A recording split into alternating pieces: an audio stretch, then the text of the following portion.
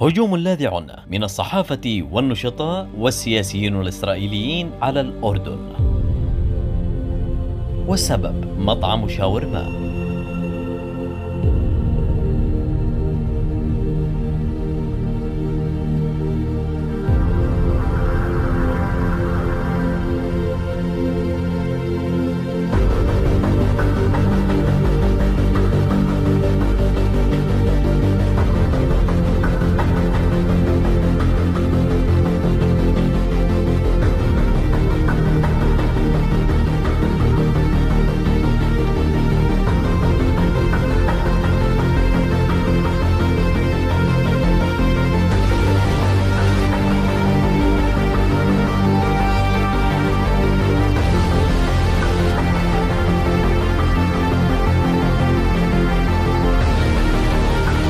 أهلا وسهلا بكم